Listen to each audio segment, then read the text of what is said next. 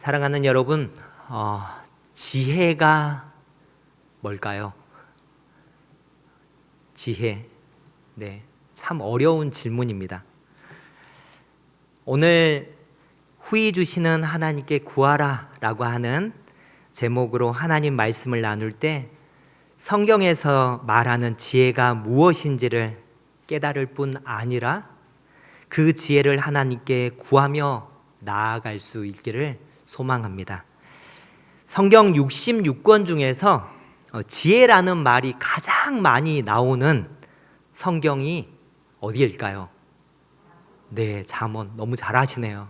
네, 잠언. 네, 개역개정 성경 66권에서 지혜라는 단어를 찾아보니까 총 447회가 나옵니다.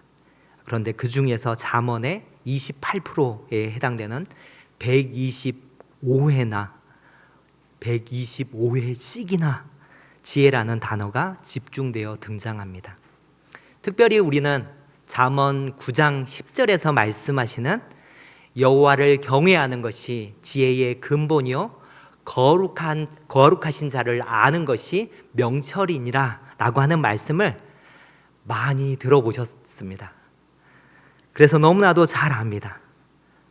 성경에서는 이 지혜를 단순한 세상의 지식이나 뛰어난 처세술로 얘기하지 않습니다. 이 지혜는 하나님의 뜻을 분별하고 그 말씀을 삶에 올바르게 적용하는 영적 능력을 뜻합니다. 그러면 왜 잠언 말씀에서는 여호와 경외, 이 여호와 경외가 지혜의 근본이라고 말씀하고 있을까요?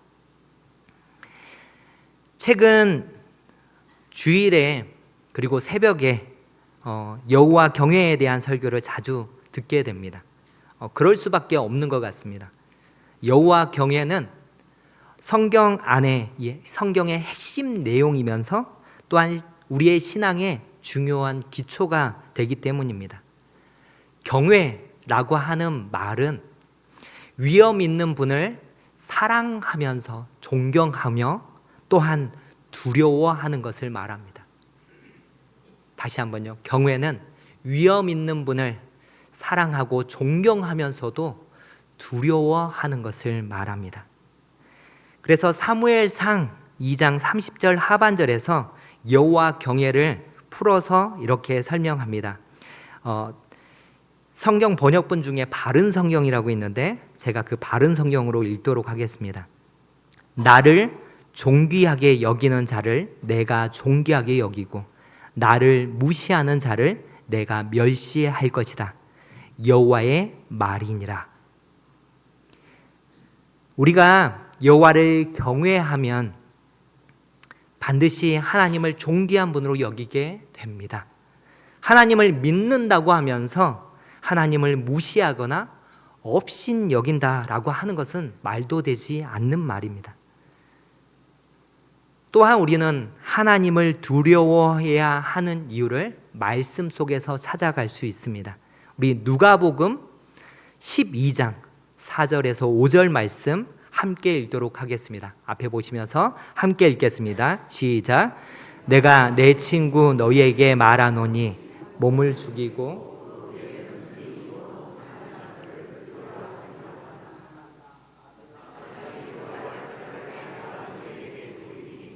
곧 죽인 후에 또한 지옥에 던져 넣는 권세 있는 그를 두려워하라. 내가 참으로 너희에게 이르노니 그를 두려워하라. 네,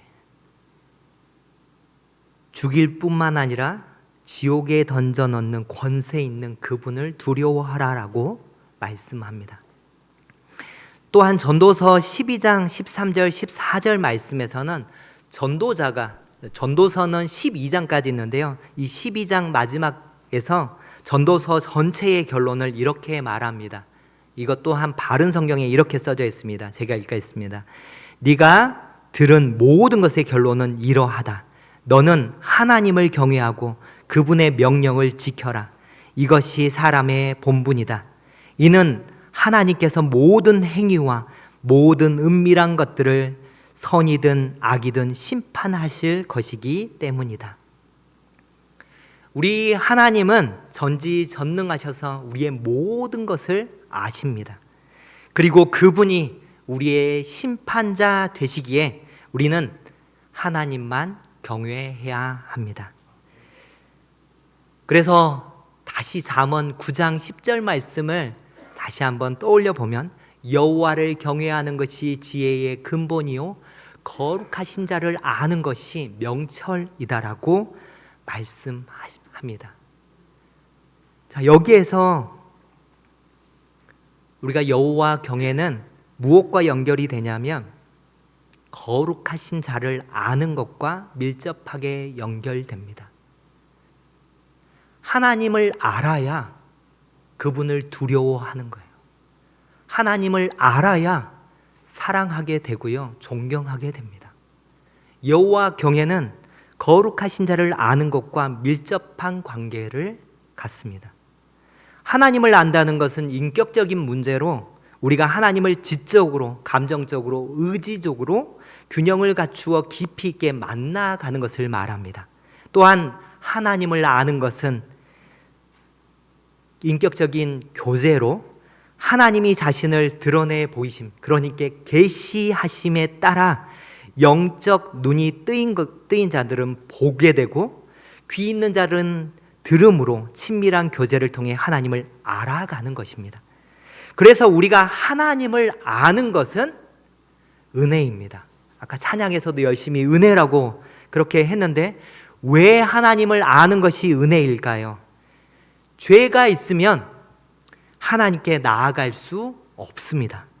하나님께 나아갈 수 없으면 인격적인 교제를 할 수가 없습니다. 인격적인 교제를 할 수 없으면 하나님을 알 방법이 없습니다. 그런데 하나님이 나를 먼저 사랑하셔서 나의 모든 타락과 부패함을 알고 계심에도 불구하고 나를 여전히 사랑하셔서 십자가의 죽으심과 부활하심으로 나의 과거와 현재와 미래의 모든 죄값을 단번에 지불하셨습니다. 그래서 우리가 하나님을 안다면 우리의 삶 속에서 지혜의 근본되는 여호와 경외가 자연스럽게 나타나야 하는 것입니다. 다시 한번 경외가 뭐라고요? 위험 있는 분을 사랑하고 존경하면서도 두려워하는 것입니다. 위험 있는 분을 사랑하고 동시에 두려워하는 이 경외라는 것이 우리 안에 진짜로 있다면 내 안에 도저히 이해할 수 없는 고난이 닥쳤을 때 우리는 과연 어떻게 행동할까요? 이해할 수 없는 고난 속에서 우리는 절대 다른 곳을 기웃거리지 않고 오직 하나님께 엎드려 지혜를 구하는 치열한 몸부림의 모습으로 나타날 것입니다. 야고보서 1장 4절에서는 인내를 온전히 이루라. 이는 너희로 온전하고 구비하여 조금도 부족함이 없게 하려 함이라 라고 말씀합니다. 인내가 우리를 온전하게 구비할 뿐만 아니라 부족함이 없게 만들기 위해서 인내하는 그 시간들 허락한다라고 말씀합니다. 인내는 단지 참아내는 시간이 아닙니다. 진정한 인내는 고난을 다른 각도로 보는 시간입니다. 그래서 고난 중에 지혜가 부족하여 인내하는 것이 힘들다면 우리가 무엇을 해야 될까요? 바로 무릎 꿇고 겸손하게 하나님께 구해야 하는 것입니다. 지혜는 절대 나에게서 생겨날 수 없습니다. 그래서 5절에 이렇게 말씀합니다. 너희 중에 누구든지 지혜가 부족하거든 모든 사람에게 후히 주시고 꾸짖지 아니하시는 하나님께 구하라. 그리하면 주시리라. 그런데 여러분 여기서 후히 주신다라는 의미를 아십니까? 보통 후히 주신다라고 하면 3개 줄 거 4개 주고 10개 줄 거 12개 주는 이 넉넉하게 주는 것을 생각할 수 있습니다. 네, 뭐 이것도 틀리지는 않지만 더 분명한 뜻은 하나님께서 이 세상에 나 하나밖에 없는 것처럼 나에게만 집중해 주심을 후히 주신다라고 말씀합니다. 우리가 고난 속에서 왜 두 마음을 품고 끝없이 흔들릴까요? 그것은 우리가 끊임없이 의심하며 곁눈질하기 때문에 그렇습니다. 하나님은 우리에게 단순히 넉넉히 주시겠다가 아니라 이 우주에 당신, 나 단 하나뿐인 것처럼 대하시는 분이십니다. 나 하나에게 집중해 주시는 그분이 내게 가장 완벽하고 좋은 것을 주시기 위해 나의 얕은 계획을 멈춰 세우시는 것입니다. 사실 우리는 여러 고난과 시련 속에서 상처를 받습니다. 하지만 하나님께서는 그 상처를 상처로 남기지 않으시고 오히려 상처를 지혜로 바꾸십니다. 앞에서 인내는 고난을 다른 각도로 보는 시간이라고 했습니다. 벌써 한 15년 전의 일입니다. 저희 가정이 싱가포르에서 2달 정도 되는 그 시간 동안 선교사 훈련을 받았습니다. 그때 8가정이 함께 훈련을 받았는데 그 중에 한 가정이 결혼 4년 차인데도 자녀가 없었습니다.